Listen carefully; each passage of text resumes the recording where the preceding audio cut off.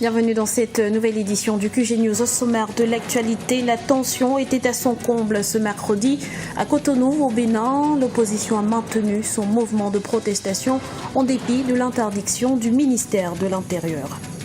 Le processus électoral est en marche en République démocratique du Congo.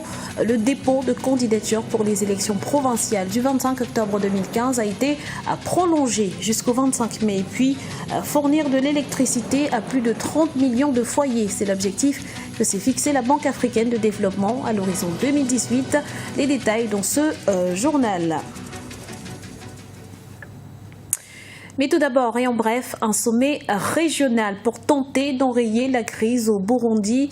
Il est prévu le 13 mai prochain en Tanzanie. L'annonce a été faite ce jeudi par Bernard Mende, ministre tanzanien des Affaires étrangères, actuellement en visite à Bujumbura.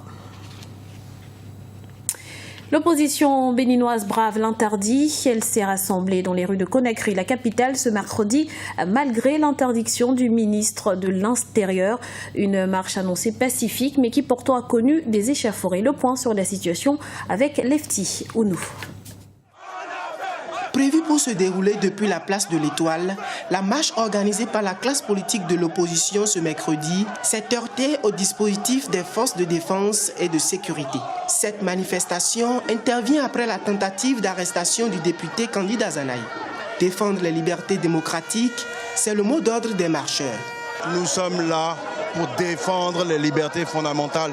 Ce qui s'est passé avec le député Kandi Dazanaï peut arriver à n'importe lequel d'entre nous. Nous ne sommes plus en sécurité dans notre pays et nous disons non à cela. Nous avons été bloqués. Que le monde entier le sache. Que vous sachiez dans le monde entier qu'une parcelle des libertés est en train d'être défendue au Bénin ici. Afin de calmer les esprits, le président Yahi Boni a retiré sa plainte à l'encontre du député Kandi Dazanaï. Le ministère de l'Intérieur, quant à lui, a interdit toute marche en cette période électorale. Les forces Cori pour un Bénin émergent, partis au pouvoir, sont montées au créneau dans la soirée du mercredi pour appeler les citoyens béninois au calme. L'Alliance Force Cori pour un Bénin émergent, face à cette situation, a décidé de se prononcer pour féliciter nos forces de sécurité et de défense pour avoir fait preuve de professionnalisme et d'esprit de responsabilité dans la gestion de cette regrettable situation.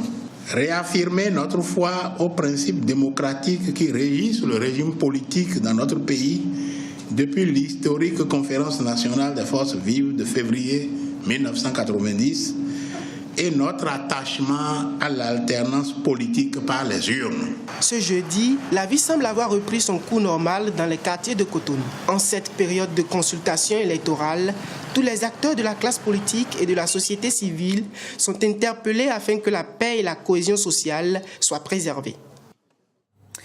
Clôture ce mercredi à Libreville au Gabon du 12e sommet des chefs d'État de la communauté économique des États de l'Afrique centrale. Une rencontre qui a débouché sur une série de résolutions parmi lesquelles l'application immédiate de l'acte relatif à la libre circulation des personnes sur l'ensemble du territoire de la CEMAC. Le projet RCEMAC en revanche a été abandonné en raison des difficultés de démarrage de la compagnie. On écoute à ce propos Maïs Mouissi, analyste financier. L'abandon du projet RCEMAC est finalement un crève-cœur parce que, in fine, chacun des États a privilégié sa souveraineté aérienne nationale au lieu de bâtir un espace aérien sous-régional. Par ailleurs, on se rend compte que ça laisse certains États orphelins. Nous avons aujourd'hui des États en Afrique centrale qui n'ont pas de compagnie aérienne. Et le projet RCEMAC venait aussi pallier à ce problème. Par ailleurs, on a un problème de circulation entre les pays de la CEMAC entre eux et les pays de la CEMAC avec d'autres pays. Il faut reconnaître que les prix des billets appliqués par les compagnies étrangères qui opèrent dans l'espace CEMAC sont extrêmement chers. On verra comment ça va se faire. Aujourd'hui, on a le Congo qui a sa compagnie aérienne, on a le Cameroun qui a sa compagnie aérienne. On verra comment les autres pays de la CEMAC vont se débrouiller. Mais les gens ont effectivement le droit d'être déçus parce que c'est une compagnie qui avait suscité beaucoup d'espoir. Dans l'actualité également, le Sénégal tire la sonnette d'alarme sur l'immigration clandestine. Face à l'énième tragédie de ce début de semaine, Amsatou Dio Sidibé, présidente du réseau Dialogue Sécurité en Afrique et également ministre conseillère du président sénégalais Macky Sall, dénonce, je cite, la léthargie des États africains et réclame des assises de l'Union africaine sur la question de l'immigration clandestine. Le dépôt de candidature pour les élections provinciales prolongées en République démocratique du Congo, initialement prévu jusqu'au 5 mai, l'opération prendra finalement fin le 25 mai prochain sur l'ensemble du territoire. Un délai supplémentaire qui fait craindre une modification du chronogramme global de la commission électorale. Explication avec Christelle Ndayambaya. En République démocratique du Congo, la fin de l'opération de dépôt des candidatures pour les élections provinciales a été reportée au 25 mai. Face à cette nouvelle décision, l'opposition craint une modification globale du chronogramme des élections provinciales prévues le 25 octobre 2015. Vous avez suivi que le gouvernement, la CENI par contre, a décidé de prolonger jusqu'à la fin du mois de mai pour le dépôt des candidatures. Ça ne dérangera pas. Mais le problème est que le pays est si vaste. Moi, je demanderais à ce que et l'opposition et la majorité se mettent ensemble pour parler.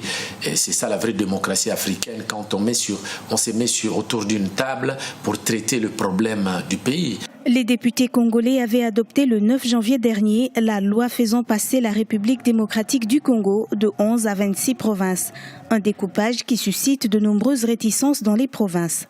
Et ce découpage-là permettra à ce que nous puissions développer notre pays. Il y aura de coins, de provinces qui seront un peu, qui n'ont pas beaucoup de richesses. Mais il faut savoir, il faut imaginer qu'est-ce qu'on peut développer, puisqu'on a un pays dont la terre est fertile.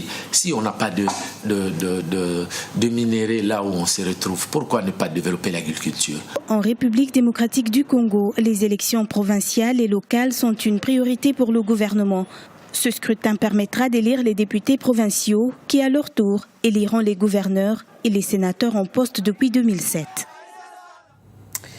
La Banque africaine de développement veut fournir l'accès à l'électricité à 33,7 millions de foyers d'ici 2018, des zones urbaines en passant par les rurales. L'objectif est d'élargir le réseau d'électrification sur le continent et de mettre fin au délestage intempestif. Idelette Bissot. La Banque africaine de développement envisage de fournir à 33,7 millions de personnes l'accès à l'électricité d'ici 2018. Cela fera passer la capacité hydroélectrique du continent à 40 gigawatts. La BAD a investi ces 2 dernières années plus de 13 milliards de dollars dans le secteur énergétique. La satisfaction de la demande énergétique de l'Afrique nécessitera un investissement de plus de 60 milliards de dollars annuels qui s'étendront jusqu'en 2040. L'objectif de la Banque est d'aider ces pays membres à développer des partenariats publics. Privé. En Afrique, la population rurale représente 60% de la population globale. Pourtant, le raccordement électrique ne progresse que très lentement par manque d'infrastructures de qualité. Sur 1,2 milliard de personnes n'ayant pas accès à l'électricité dans le monde en 2014, 589 millions sont africains. Si rien n'est fait d'ici 2030, le nombre de personnes sans électricité va considérablement s'accroître. Il ne peut pas y avoir de développement en Afrique sans électrification. Les facteurs de compétitivité, il n'y a pas que l'environnement des affaires comme les procédures, mais il y a aussi la qualité des infrastructures. Et quand on parle des infrastructures, on parle des routes et on parle aussi de l'énergie. Donc si vous n'avez pas une électricité suffisante en termes de mégawatts, et à faire de qualité, parce que vous avez des coupures d'électricité ou qui est cher, vous n'êtes pas compétitif. Sur le continent, 70% des entreprises mentionnent l'irrégularité de la fourniture électrique comme une contrainte majeure à la croissance. 30% des centres de santé opèrent sans électricité. Pourtant, l'Afrique a un potentiel d'énergie renouvelable énorme, encore inexploité. La volonté des gouvernements est de fournir un accès universel à l'énergie d'ici à 2030. C'était le journal de la rédaction. Nous vous remercions pour votre fidélité. Retrouvez dans un instant une nouvelle édition de l'information sur Africa 24.